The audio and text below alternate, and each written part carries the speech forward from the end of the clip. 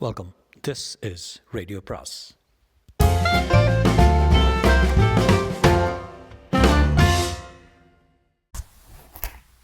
அனைவருக்கும் அன்பு வணக்கம். ராக்கி ராகராஜனின் ஹவுஸ்ஃபுல் அத்தியாயம் 21. மல்லி நல்லவனாயும் பொறுப்புள்ளவனாயும் இருக்கப் போவதாக புறப்படுபவர்கள் 3/4 பங்கு பேர்வழிகள் அசடுகளாயும் மக்குகளாயும் முடிவதுண்டு. கல்கண்டு கல்கண்டு என்று ஒருவர் கூவினர். மல்லி, இங்கே இவருக்கு சந்திரம் கொடுப்பா என்று கல்யாணம் அழைத்தார். சட்டையை கட்டுங்க, இல்லாவிட்ட மேலே கொட்டிடுவேன் என்று அங்கே மல்லி யாரோ ஒருவரை மிரட்டி கொண்டிருந்தான். நண்டும் சிண்டுமாக 30-40 குழந்தைகள் குறுக்கும் நெடுக்கும் ஓடி கட்டிடத்தையே 2 செய்து கொண்டிருந்தன. மெதுவா மெதுவா பார்த்திறங்க என்றபடி கல்யாணம் வாசலுக்கு விரைந்து ஏணியை கெட்டியாக பிடித்து கொண்டார். Swarna nursery school English medium என்று பளபளப்பாக எழுதப்பட்டிருந்த போர்டுக்குள் மஞ்சள் குங்குமம் தடவி பூச்சரம் தொங்கவிட்ட பின் ஏணி வழியை இறங்கி கொண்டிருந்த ஆள், ஒன்றும் ஆகாதுங்க எஜமா, அம்மாவோட நல்ல மனசுக்கு எல்லாம் நல்லபடியாக தான் நடக்குங்க என்றான். டே இறந்து சொல்லாத, மல்லியா கோவிப்பார். அவரால் தான் இந்த ஸ்கூலை இன்றைக்கி ஆரம்பமாக இருந்தாக்கும். அம்மாவோட பங்கு 0 என்றார் கல்யாணம் சிரித்து கொண்டே. இதருங்க உங்களுக்கு வாய்க்கு சர்க்கரை என்று அவரிடம் சர்க்கரை தட்டை எடுத்துக்கொண்டு ஓடி வந்தாள் ஸ்வர்ணா. கூடியிருந்த விருந்தாளிகளும் பெற்றோர்களும் மனம் விட்டு சிரித்தார்கள். அம்மாடே என்று வேடிக்கையை பெருமூச்சு விட்டான் மல்லி. நீங்கள் எப்போதும் தட்டை பிடிப்பீங்க, எப்போது கழட்டி கொள்ளலான்னு தான் காத்திருந்தேன் என்று கூறியவன் கல்கண்டு தட்டை ஸ்வர்ணாவிடம் தந்துவிட்டு கூட்டத்தினரை கடந்து முன்னறைக்கு சென்று ஒரு ஆணியில் மாட்டி வைத்திருந்த ஸ்லாக்கை எடுத்தான்.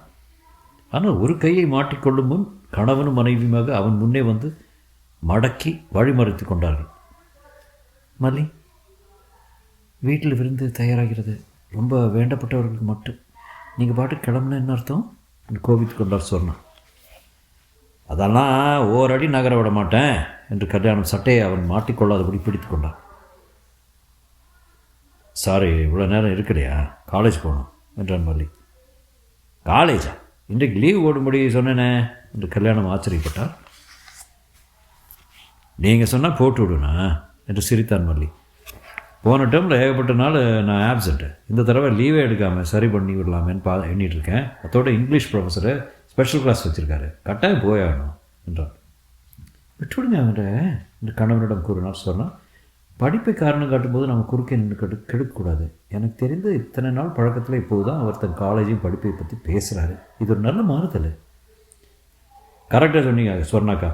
நீ பிறர் மீது பன்னீர் தெளித்து கொண்டிருந்தால் உன் மீதும் சில துளிகள் விழும்னு ஒரு பழமொழி சொல்வதுண்டு இல்லையா? அதுதான் என் விஷயத்தில் நடந்திருக்கு. வாழ்க்கையில் ஒரு பிடிப்பும் பொறுப்பும் வேண்டும் என்று நீங்கள் பிடிவாதமும் இந்த பள்ளிக்கூடத்தை ஆரம்பிக்காத என் கண்ணால் பார்த்து கொண்டிருக்கும் பிறகும் எனக்கு ஒரு விழிப்பு ஏற்படாமல் இருக்குமா? காலேஜ் கல்வியை நானும் சீரியஸாக எடுத்துக் கொடுக்குறேன். இப்போதெல்லாம் அவனை அதிசயத்துடன் பார்த்தவனும் ஓய்வா இந்த ஸ்லாக்கில் பிடியை விட்டார் கல்யாணம். எனக்கு ஒரு பயம். என்ன சார், நல்லவனாயும் பொறுப்புனாயும் இருக்க போவதாக புறப்படுகிற 3/4 பங்கு பேர் வழிய அசடுகளாயும் மக்குகளாயும் முடிவதுண்டு. உன் தமாஷான லவ்லியான சுபாவம் போய்விடக்கூடாது. பயப்படாதீங்க, எந்த புலியும் தம் புள்ளிகளை மாற்றிக்கொள்ளாது என்று பதிலளித்து விட்டு புறப்பட்டான் மல்லி. அடுத்த தெருவில் திரும்பி இருப்பான். ஒரு சிறிய கும்பல் அவன் நடையை தடுத்தது. ஒரு காரும் ஒரு சைக்கிளும் அந்த நார்ச்சந்தியில் லேசாக உரசி கொண்டு விட்டன. ஒருவருக்கும் ஒரு ஆபத்தும் இல்லை. ஆனால் சைக்கிள்கார இளைஞன் சத்தம் போட்டு கூட்டம் சேர்ந்திருந்தான். காரில் இருப்பவரை கவனித்தான் மல்லி. ஹலோ மாமா என்றான் உடனே. பாவம், துணை யாருமின்றி தனியாக சிக்கி கொண்டிருந்த கிருஷ்ணப்பா, மல்லியே நல்ல சமயத்துக்கு வந்தாய்ப்பா என்றார். முகத்தில் முத்திட்டிருந்த வேர்வை துடைத்து கொண்டே சைக்கிள் சற்றே வளைந்து இருந்த முன் சக்கரத்தை நேராக தந்துவிட்டு, எனதுக்கு பா சும்மா கூச்சல் போடுற, சைக்கிளுக்கு ஒரு டேமேஜும் இல்லை, போய் சேரு என்று ஒரு அதட்டல் போட்டான் மல்லி. சைக்கிள் வாலிபன் முணுமுணுத்து கொண்டே அகன்றதும் கூட்டமும் கலைந்தது. ஏறிக்கோ, வீட்டுக்கு தான் போகிறேன் என்று கிருஷ்ணப்பா அழைத்தார். காலேஜ் போகணுமே, ஆனால் சாப்பிடாம போனால் அத்தை கோபிப்பாள் என்று சொன்னவாறு காரில் ஏறிக்கொண்டான் மல்லி. ஆனால் முன்புறத்தில் ஏதோ ஒரு பெரிய காகித பார்சல் கிருஷ்ணப்பாவின் அருகில் இருந்தது. அட்டை போல தோன்றியது. பழைய நியூஸ் பேப்பரால் மூடி ட்வைன் நூல் போட்டு கட்டியிருந்தார். என்னவா இருக்குன்னு மல்லிக்கு புரியவில்லை. பின் சீட்டில் அமர்ந்து கொண்டார்.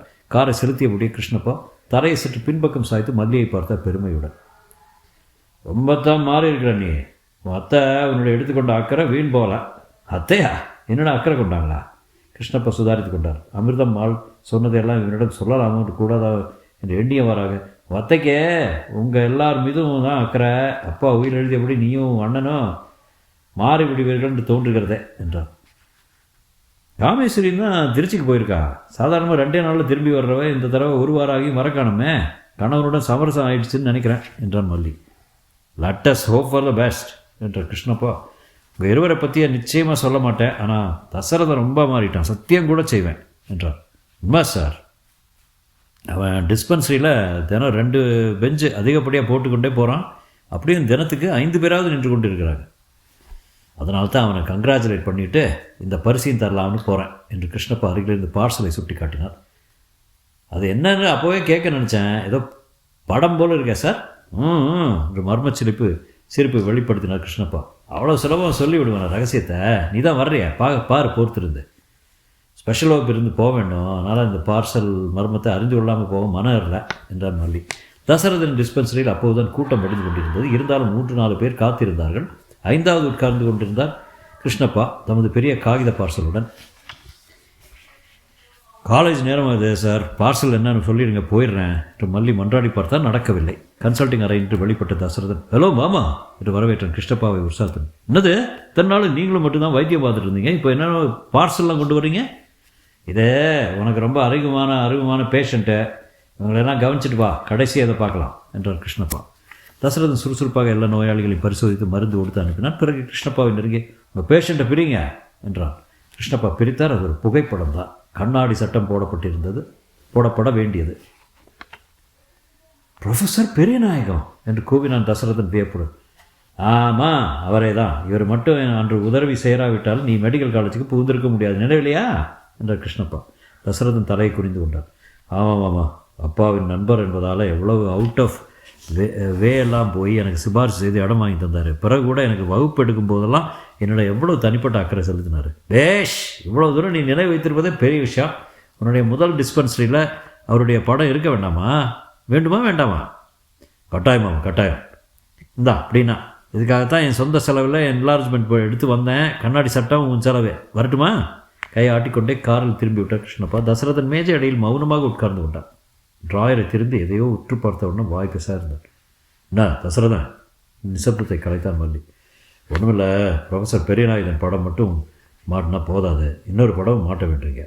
கல்வி கற்று தந்ததோடு பெரியநாயகத்தின் பங்கு முடிஞ்சு விட்டது. ஆனால் இங்கே வந்து இதே இடத்துல என்னோட மன்றாடி என் மனத்தில் உற்சாகம் கொப்பளிக்கும்படி பண்ணிய ஒரு நபர். டிராருக்குள் இருந்து ஒரு சிறிய புகைப்படத்தை வெளியில் எடுத்து மேஜை மீது போட்டான் தசரதன். இதோ இவதான் மாதவி. மிதமிஞ்சிய வியப்பு காரணமாக கிசுகிசுப்பது வெளிப்பட்டது மல்லியின் குரல். பாத்தியா, அத்தை ரொம்ப ரகசியமாக வளர்த்து வரும் இந்த சுவீகார புத்திரியை பற்றி நீ கூட தெரிஞ்சு வச்சிருக்க. நான் தான் முட்டாள, கொஞ்சம் கூட நினச்சி பார்க்கல. அத்தை ரகசியமாக வளர்த்து வருகிறான். மல்லிக்கு எல்லாமே புதிராக இருந்தது. இவ்வளோ நீ எங்கே எப்போது சந்திச்ச? வாழ்க்கையில் வெறுப்படைந்து விஷம் குடித்து தற்கொலை செய்து கொள்ள இருந்தா அவ. அப்போது என்னை அத்தை அழைச்சி போனா. என்னால் முடிஞ்சதை செய்த காப்பாற்றினேன். அதற்கு பிறகு 2 முறை அவள் இங்கே வந்திருந்த போது இந்த புகைப்படம் எடுத்தேன். மல்லியை ஒரே ஒரு சந்தேகம் மறுத்து கொண்டிருந்தது. இவ தனியாக இருந்தா? கணவன் யாரும் கூட இருக்கலையா? அபத்தம், கல்யாணமான பெண்ணின் ஃபோட்டோவை போய் நான் எடுத்து வச்சிருப்பேனா? தசரதன் பேச பேச மல்லி மெதுவே நழுவி வெளியே வந்தான்.